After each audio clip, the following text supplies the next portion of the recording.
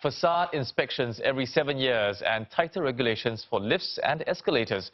Now, they're among the changes to the Building Control Act today, which aim to make buildings safer and more accessible. Now, buildings taller than 13 meters and over 20 years old will need to be inspected every 7 years. In total, around 4,000 buildings will be checked every year by professionals and facade inspectors, and that includes HDBs, but not landed houses. There will also be stricter requirements for the design and installation of lifts and escalators. MPs have raised concerns over issues of cost and manpower, as Kelly Wong explains. With more inspections expected under the new rules, some MPs asked about who should foot the bill. Mr. Zaki said such inspections are timed to coincide with the schedule that town councils have for repair and redecoration works. Besides using technology, he said that could help save costs. You can also leverage on the gondolas that you set up, other things that you typically do in terms of painting of the building, for example, which you can leverage on some of these things to reduce costs. So therefore, DCA will also work with owners responsible for many buildings to spread out the inspections in the initial phase to minimize any spikes in costs.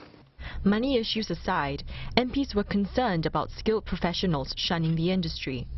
Some suggested using more technology to help with work, while Dr. Lee Bee-Wah asked what the ministry was doing to lure more workers into the field.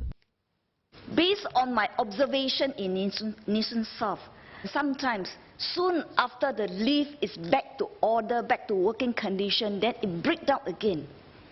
It just showed that the checking was not thorough enough. I believe there's a great shortage of technicians and engineers, and that is why they hurriedly finish the work and then put it back to service again. Mr. Zaki said the authorities have been tying up with the industry to put up more training courses for those fresh out of school, in a bid to draw more to take up such jobs. In the meantime, authorities have been looking at technology tools like a real-time monitoring system to improve productivity. Still, some MPs like Louis Ng and Zainal Sapari, who's also Labour chairman of a committee for the lift and escalator industry, asked if working conditions could be improved, like making work areas more comfortable for maintenance workers.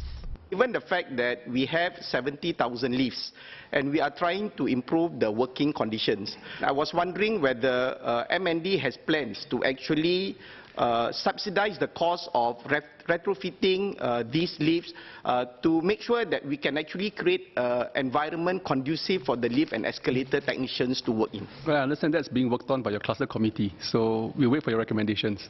That's a very good Tai Chi.